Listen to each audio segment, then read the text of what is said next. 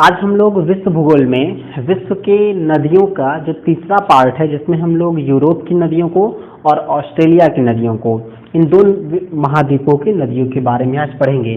काफ़ी दिन बाद हम लोग मिल रहे हैं बाई फेस। 2-3 वीडियोस मैंने दी थी आपको प्रैक्टिस सेट की। नदियों को पढ़ा लेता हूँ, फिर नदियों पर भी मैं एक प्रैक्टिस सेट आपको दूंगा, जिनको करने के बाद, इस वीडियो को देखने के बाद और फिर इस प्रैक्टिस सेट को करने के बाद आप कह पाएंगे कि सारे सब्जेक्ट में आपकी पकड़ औरों की तुलना से एक बेहतर होगी। तो समय नहीं बर्बाद करते हैं, सीधे अपने मुद्दे पर आते हैं और नदियों को पढ़ना फटाफट स्टार्ट करते हैं। एक बार रिपीट कर दूं कि इससे पहले मैंने आपको एशिया की नदियों के बारे में पढ़ाया, अफ्रीका की नदियों के बारे में पढ़ाया, उत्तर अमेरिका, दक्षिण अमेरिका की नदियों के बारे में आपको पढ़ा चुका हूँ। आज बारी है यूरोप की नदियों के बारे में। ठीक है, चलिए थोड़ा सा ये यूरोप महाद्वीप है, ये समझ लीजिए कौन कौन से महत्वपूर्ण इसमें देश है उसको मैं बताता हूँ। जैसे ये मैंने पुर्तगाल बनाया है, ये स्पेन बनाया है, ये फ्रांस है, ये आपका यूनाइटेड किंगडम इंग्लैंड है, आयरलैंड है, बेल्जियम है, ये आपका नीदरलैंड है, डेनमार्क है, स्विट्जरलैंड है, इटली है, नॉर्वे, स्वीडन, फिनलैंड और ये रशिया है। ठीक है, चलिए सबसे पहले आते हैं पूरे यूरोप की सबसे बड़ी नदी। अगर बात करें पूरे यूरोप की जो सबसे बड़ी नदी है वो कौन है, तो उसका क्या नाम है? उसका नाम है आपका वोल्गा। इस नदी का क्या नाम है? इसका नाम है वोल्गा। पूरे यूरोप महाद्वीप की जो सबसे बड़ी नदी है उसका नाम क्या है? वोल्गा। वोल्गा जो है रशिया में एक पहाड़ी है जिसका नाम है वल्दाई पहाड़ी। मैं लिख देता हूँ, उसका क्या नाम है? वल्दाई पहाड़ी। वल्दाई पहाड़ी से ही वोल्गा निकलती है और ये कैस्पियन सागर में जाकर क्या होती है? मिल जाती है। वहीं पे अपना डेल्टा का भी निर्माण करती है। किस सागर में? कैस्पियन सागर में। एक्चुअली कैस्पियन का नाम सागर जरूर है, लेकिन ये क्या है? एक प्रकार की झील है, पूरे विश्व की सबसे बड़ी झील है खारे पानी की। तो वोल्गा नदी पूरे यूरोप महाद्वीप की सबसे बड़ी नदी है और ये रशिया में ही बहते हुए कहाँ आके गिरती है? कैस्पियन सागर में अपना ये मुहाना बना लेती है। चलिए अब बात करते हैं डेन्यूब नदी की। ये जो दूसरी नदी पूरे यूरोप महाद्वीप की, वोल्गा के बाद जो दूसरी सबसे बड़ी नदी है उसका क्या नाम है? उसका नाम है डेन्यूब नदी। मैं लिखता हूं यहाँ पर, इसका नाम है डेन्यूब नदी। ठीक है, डेन्यूब नदी। डेन्यूब नदी के तट पर ऑस्ट्रिया की राजधानी वियना है। आप याद रखिएगा, ऑस्ट्रिया की राजधानी जो वियना है किस पर? डेन्यूब नदी पर है। और जो डेन्यूब नदी है ये पूरे यूरोप की एकमात्र ऐसी नदी है जो मैक्सिमम देशों से होकर बहती है, गुजरती है। लगभग मुख्य प्रकार से 5 से 6 देशों से ये होकर गुजरती है। कौन? डेन्यूब। डेन्यूब क्या है इसके बारे में समझते हैं कि एक पर्वत है जर्मनी में जिसका नाम है ब्लैक फॉरेस्ट। मैं लिख दूं यहाँ पे, ठीक है, इसका क्या नाम है? Black forest. लिख देता हूं, ब्लैक फॉरेस्ट। ठीक है, चलिए ब्लैक फॉरेस्ट के एरिया से डेन्यूब निकलती है और यहाँ पे जिस सागर में गिरती है इसका नाम क्या है? काला सागर। आप याद रखिएगा कि डेन्यूब कहाँ से निकलती है? तो ब्लैक फॉरेस्ट से निकलती है। यूक्रेन इसका अंतिम देश है। ठीक, और यूक्रेन के बाद ये कहाँ गिर जाती है? काले सागर में जाकर गिर जाती है। तो आपने दो नदियों को समझा, डेन्यूब और वोल्गा। चलिए तीसरी नदी की बात करते हैं, इटली की गंगा। ये है, ये एक नदी है, ये इटली है। यहाँ पे एक नदी है तो आल्पस, ठीक है, आल्प्स पर्वत जो है, तो आल्प्स पर्वत से कौन सी निकलती है? पो नदी। पो नदी कहाँ से निकलती है? आल्प्स पर्वत से निकलती है और ये इटली में ही बहते हुए, ये जो सागर है ना इसका नाम है एड्रियाटिक सागर। क्या नाम है इसका? एड्रियाटिक सागर। यहाँ पे जो सागर है इसका क्या नाम है? एड्रियाटिक सागर। बार बार रिपीट करो कि आप याद रखिए इन सारी चीजों को। इसका नाम हो जाएगा एड्रियाटिक सागर। तो यहाँ पे जो पो नदी है, पो नदी को इटली की गंगा भी कहते हैं। ठीक है, और अगर इटली की सिचुएशन देखें तो ये पूरी तरह से भारत की तरफ है। जैसे भारत में ऊपर हिमालय है, वैसे यहाँ पे आल्प्स है, तीनों तरफ पानी है, तो यहाँ पे तीनों तरफ पानी है। ये एड्रियाटिक सागर है। यहाँ पे टिरहीनियस सागर है, टिरहीनियस सागर। ठीक है, बता दिया उन चीजों को, याद रखिएगा। तो आल्प्स से निकलती है पो नदी और कहाँ गिर जाती है? सीधे एड्रियाटिक सागर में, इटली में ही बहते हुए गिर जाती है। इटली में छोटा सा और एक देश है इसी के बीच, वेटिकन सिटी, जो विश्व का सबसे छोटा देश है। ठीक है, तो एड्रियाटिक सागर हो गया, टिरहीनियस सागर हो गया। ठीक, ये आपने पो नदी को देखा। 3 नदियों को आप देख चुके हैं। स्पेन में आइए।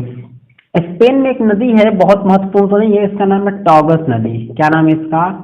टॉगस नदी। याद रखिएगा कि स्पेन और पुर्तगाल में ये नदी बहती है, कौन सी? टॉगस नदी। और ये उत्तरी अटलांटिक में गिरती जाती है। कहाँ गिरती है? उत्तरी अटलांटिक। ठीक, उत्तरी अटलांटिक में गिरेगी कौन? टॉगस नदी। और इसकी एक विशेषता ये है कि टॉगस नदी के ही किनारे स्पेन की जो राजधानी है, स्पेन की राजधानी क्या नाम है? मैड्रिड। लिख देता हूं मैं, मैड्रिड। याद रखिएगा, स्पेन की राजधानी जो मैड्रिड है वो किस नदी के किनारे है? तो वो टॉगस नदी के किनारे है। ठीक है, ये देखिए टॉगस यहाँ से निकल रही है, स्पेन और पुर्तगाल में बहते हुए उत्तरी अटलांटिक में गिर जाती है। चलिए अब एक दूसरी महत्वपूर्ण नदी के बारे में पढ़ते हैं, जो है राइन नदी। ठीक, सॉरी, राइन यहाँ है, ये वाली राइन नदी है। राइन को पढ़िए। राइन नदी क्या है? ये भ्रंश घाटी में बहने वाली नदी है। इसे मिटा देते हैं। ठीक है, अब समझते हैं पहले भ्रंश घाटी क्या है। देखिए, भ्रंश घाटी का मतलब है कि ऐसी नदियां जो थोड़े से मतलब गहराई में बहें। जैसे कोई, जैसे मान लिया कि ये एक पर्वत हो गया, ये एक पर्वत हो गया, तो इनके बीच जो खाली एरिया है, जो गहरी घाटी है, अगर उसमें कोई नदी बहती है तो उसे क्या कहते हैं? वो नदी अपनी भ्रंश घाटी में बह रही है। जैसे भारत में नर्मदा है, सतपुड़ा है, दामोदर है। ठीक है, ऐसी नदियां हैं। तो जो आपकी राइन नदी है, ये क्या करती है? भ्रंश घाटी का निर्माण करती है। और जैसे ये भ्रंश घाटी का निर्माण करती है तो वासजेश पर्वत, ठीक है, यहाँ पे कौन सा पर्वत है? वासजेश पर्वत। तो वासजेश पर्वत से होते हुए, ठीक है, इसके एक साइड में कौन सा पर्वत है? वासजेश पर्वत है। ठीक, आप याद रखिएगा क्या है? वासजेश पर्वत और हार्ज पर्वत। ठीक, वासजेश और हार्ज, ब्लैक फॉरेस्ट, ये तीनों क्या है? जैसे ये ब्लैक फॉरेस्ट है ना, ये भी देखिए यहाँ पे ब्लैक फॉरेस्ट। तो ब्लैक फॉरेस्ट और दूसरे पर्वत का क्या नाम है? वासजेश। लिख देता हूं, याद रखिएगा, ब्लैक फॉरेस्ट और वासजेश, इन दोनों के बीच अपनी भ्रंश घाटी में कौन सी नदी बहती है? राइन नदी बहती है। और ये कोयले का उत्पादन बहुत मात्रा में करती है। ठीक है, इसकी घाटी में कोयले का उत्पादन काफी होता है। और ये जर्मनी से निकलती है और नीदरलैंड का एक शहर है, एक बंदरगाह है रॉटरडम। इस पूरे यूरोप का सबसे महत्वपूर्ण, सबसे बिजी बंदरगाह कौन है? रॉटरडम है, नीदरलैंड में है। नीदरलैंड की राजधानी एम्स्टर्डम, याद रखना है। तो वासजेस और ब्लैक फॉरेस्ट, ठीक है, ब्लैक फॉरेस्ट काफी बड़ा पर्वत है यहाँ का, एक ही जर्मनी में ये काफी बड़ा पर्वत है, वहीं से डेन्यूब भी निकली है। तो वासजेस और ब्लैक फॉरेस्ट के बीचों बीच राइन नदी बहते हुए रॉटरडम से होते हुए क्या होती है? उत्तरी सागर। ये इस सागर का क्या नाम है? उत्तरी सागर। तो उत्तरी सागर में ये जाकर गिर जाती है। मैं यहाँ पे लिख देता हूँ सागरों के नाम, इसका क्या नाम है? उत्तरी सागर में गिर जाती है। अब आते हैं, फ्रांस में एक नदी है, ठीक है, जिसका नाम है सीन नदी। तो बहुत महत्वपूर्ण नहीं है, सिर्फ आप याद रखिएगा कि फ्रांस में एक नदी है सीन नदी, और ये निकलती है फ्रांस से ही निकलती है। फ्रांस से आप कह सकते हैं, या फिर आप ये कह सकते हैं कि ये एकदम स्विट्जरलैंड के आसपास से निकलेगी। ठीक है, तो यहाँ से निकलेगी और ये इंग्लिश चैनल, ये जो बीच का है ना, ये वाला चैनल, ठीक है, पतले समुद्र को क्या कहते हैं? चैनल कहेंगे। ठीक है, तो ये जो चैनल ऐसे कहते हैं इंग्लिश चैनल, इंग्लिश चैनल। ठीक है, तो इंग्लिश चैनल की बात कर रहे हैं। तो सीन नदी क्या है? इंग्लिश चैनल में अपना जल जाकर गिरा देती है। सीन नदी के किनारे एक शहर स्थित है जिसका नाम क्या है? पेरिस। तो पेरिस किस नदी के किनारे हो गया भाई? सीन नदी के किनारे हो गया। ठीक ना, पेरिस किस नदी किनारे हो गया? सीन नदी किनारे होगा। वियना किस नदी किनारे होगा? डेन्यूब नदी किनारे होगा। मैड्रिड किस नदी किनारे होगा? ये आपकी नदी क्या है? टॉगस नदी। तो टॉगस नदी किनारे होगा। चीजें क्लियर हो गई आपको? चलिए, ये पो नदी इटली की गंगा हो गई, ये वोल्गा हो गई। ठीक है, ये आपकी राइन नदी हो गई। क्लियर है चीजें? रॉटरडम इसके बाएं तट पर बसा हुआ है। चलिए, अब एक नदी और बसती है यूनाइटेड किंगडम में। ठीक है, और इस नदी का नाम है टेम्स नदी। काफी छोटी नदी है, बहुत बड़ी नदी नहीं है। इसका क्या नाम है? टेम्स नदी। तो टेम्स नदी जो है ये सिर्फ इसलिए फेमस है क्योंकि टेम्स नदी के किनारे एक शहर है जिसका नाम है लंदन। लंदन किस नदी किनारे है? टेम्स नदी किनारे है। तो लंदन के नाते ही टेम्स नदी थोड़ी सी विख्यात हो गई, नहीं तो और इसमें कुछ क्वालिटी नहीं है जैसे गाड़ी विख्यात हो। न काफी बड़ी है, न इसमें उपजाऊ, न इसके आसपास के एरिया में कुछ खनिज पदार्थ ही मिलते हैं, न ही कुछ और अलग मुद्दा है। तो टेम्स नदी के किनारे लंदन है। मैड्रिड टॉगस नदी किनारे, शीन के किनारे पेरिस। ठीक है। और आपका डेन्यूब के किनारे है ऑस्ट्रिया की राजधानी वियना।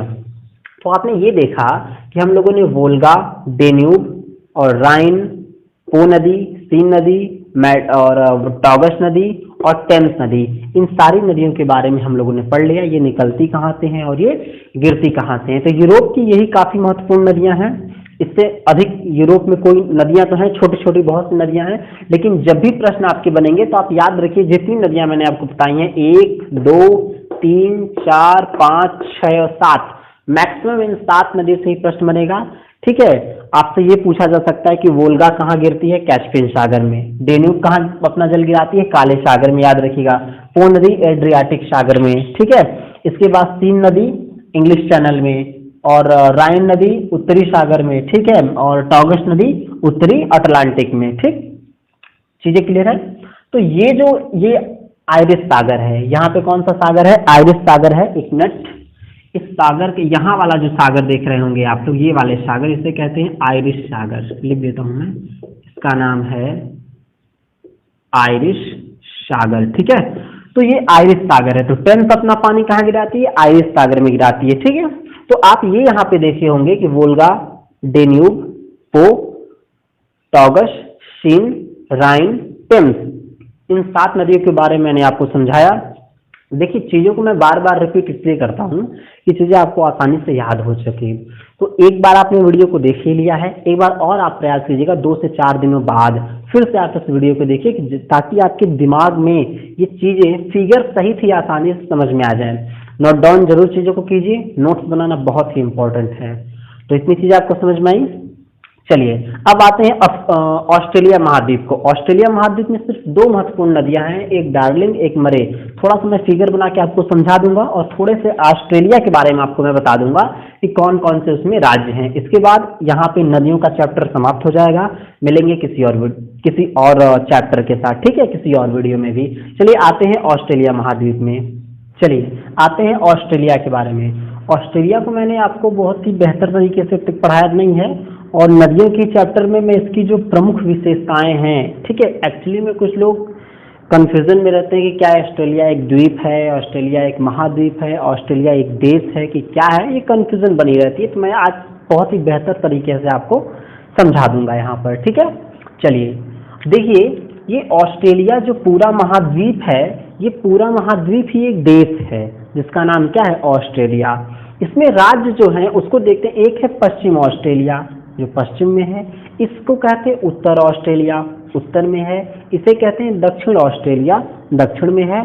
ऊपर वाले भाग को कहेंगे क्वींसलैंड, याद रखिएगा। सबसे ऊपर वाले भाग को, ये जो अर्नाहम लैंड का एरिया आता है ना, ये वाला, तो ये क्या है, क्वींसलैंड। और ये क्या है, न्यू साउथ वेल्स। एडिलेड आपका दक्षिण ऑस्ट्रेलिया में पड़ता है, यहाँ पे है। ठीक है। यहाँ पे आपका कैनबरा पड़ेगा, सिडनी पड़ेगा। ठीक। और पर्थ आपका इधर पड़ता है, कहाँ पड़ता है, पर्थ। पर्थ यहाँ है, एडिलेड यहाँ है, और आपका मेलबर्न यहाँ है, सिडनी यहाँ है, और कैनबरा यहाँ है। ठीक। न्यू साउथ वेल्स की राजधानी कैनबरा। चलिए, इतनी चीजें आप ऑस्ट्रेलिया के बारे में समझ गए। अब नदियों को देखते हैं। ऑस्ट्रेलिया की सिर्फ 2 महत्वपूर्ण नदियां हैं। ऊपर वाली का नाम है डार्लिंग नदी। क्या नाम है इसका, इसका नाम है डार्लिंग नदी। और नीचे वाली नदी का नाम है मर्रे नदी। क्या नाम है, मर्रे। मर्रे जो नदी है, ये भी 3 नदियों से मिलकर बनी हुई है। कौन, मर्रे। मर्रे भी क्या है, 3 नदियों से मिलकर बनी है, जो कि सब ग्रेट डिवाइडिंग रेंज। आपको पता है ना कि ये वाला जो एरिया मैं बना रहा हूँ, ये एक बार फिर से देखिए, रिपीट कर देता हूँ। ये वाला जो एरिया बनाया हूँ ना, ये वाला चीजें, ये ग्रेट डिवाइडिंग रेंज है। ग्रेट डिवाइडिंग रेंज से ही 3 नदियां निकलती हैं। ठीक। और ये तीनों मिलकर जिस नदी का निर्माण करती है, उस नदी क्या नाम है, मर्रे। ऊपर भी देखेंगे तो ऊपर भी मुख्य तौर पर 3 नदियां निकल के जिस नदी का निर्माण करेंगी, उसका क्या नाम होगा, डार्लिंग। डार्लिंग सबसे लंबी नदी है, मर्रे उससे थोड़ी सी छोटी नदी है। तो डार्लिंग और मर्रे ये दोनों आपस में आके मिलेंगी, और उसके बाद जब ये आगे बढ़ती हैं तो इन दोनों का संयुक्त नाम डार्लिंग और मर्रे, या मर्रे और डार्लिंग नदी कहलाती है। ठीक है। तो आप देख रहे होंगे ये किस एरिया में है, तो ये मुख्यतः न्यू साउथ वेल्स में है, लेकिन ये अपना मुहाना कहाँ बनाती है, दक्षिण ऑस्ट्रेलिया में अपना मुहाना बनाती है। तो ये आप लोगों ने नदियों को पढ़ लिया ऑस्ट्रेलिया में। ऑस्ट्रेलिया में सिर्फ 2 ही महत्वपूर्ण नदियां हैं। ये इतना जो है ना, आप देखें उत्तर ऑस्ट्रेलिया, दक्षिण ऑस्ट्रेलिया, पश्चिम ऑस्ट्रेलिया, ये पूरी तरह से मरुस्थली भाग है, ठीक है। इधर बारिश होती ही नहीं है, इसकी पूरी भूमि मरुस्थल हो गई है और इसी के कारण इसका 80%, ऑस्ट्रेलिया का 80% भाग मरुस्थल है, जिसके कारण इसे प्यासी भूमि का देश या प्यासी भूमि का महाद्वीप भी कहते हैं। प्रश्न पूछा जाता है। तो यहाँ से आप समझ गए होंगे पूरे ऑस्ट्रेलिया को कितने पार्ट में, 1 2 3 4 5 प्रांत हो गए। इसमें 2 नदियां हैं, डार्लिंग और मर्रे, ठीक है। पर्थ पश्चिमी ऑस्ट्रेलिया, दक्षिण ऑस्ट्रेलिया में एडिलेड है, यहाँ पे आपका मेलबर्न है, सिडनी है, कैनबरा है। क्लियर हो गई चीजें। चलिए आप ये देखते होंगे ना कि अगर पर्थ को हटा दें, अगर हम पर्थ को हटा दें तो जब भी वहां पे क्रिकेट होता है भारत और ऑस्ट्रेलिया के बीच, ऑस्ट्रेलिया में अगर सिडनी में मैच हो रहा होगा, कैनबरा में मैच हो रहा होगा, मेलबर्न में मैच हो रहा होगा, या फिर एडिलेड में हो रहा होगा और पर्थ, 1 2 ये 4 5 पिच है। तो जब भी इन सब एरियाज में मैच होंगे, अगर पर्थ को हटा दिया जाए, इन सब में होंगे, तो मैच सुबह बहुत जल्दी स्टार्ट होता है। लगभग जो इसकी टाइमिंग रहती है वो लगभग सुबह 9:30 बजे के आसपास भारत के समय के अनुसार मैच स्टार्ट हो जाता है। लेकिन जब ऑस्ट्रेलिया में ही जब मैच पर्थ में खेला जाता है, जब भी मैचेस पर्थ में खेले जाएंगे, तो वो जो टाइमिंग होती है वो दोपहर में 12-1 बजे के आसपास खेले जाते हैं, ठीक है। तो ये चीजें मुझे उम्मीद करता हूँ कि आपको समझ में आई होंगी। और नदियों को हम लोगों ने पढ़ लिया। अब हम लोगों को सिर्फ जलधाराओं को पढ़ना है। अगला वीडियो में आपको जलधाराओं पर लाऊंगा, उसके बाद जो बचे हुए टॉपिक्स होंगे उसको मैं पढ़ाकर आपको चीजें बहुत ही अच्छे तरीके से समझा दूंगा। मिलते हैं किसी और वीडियो में, तब तक के लिए धन्यवाद।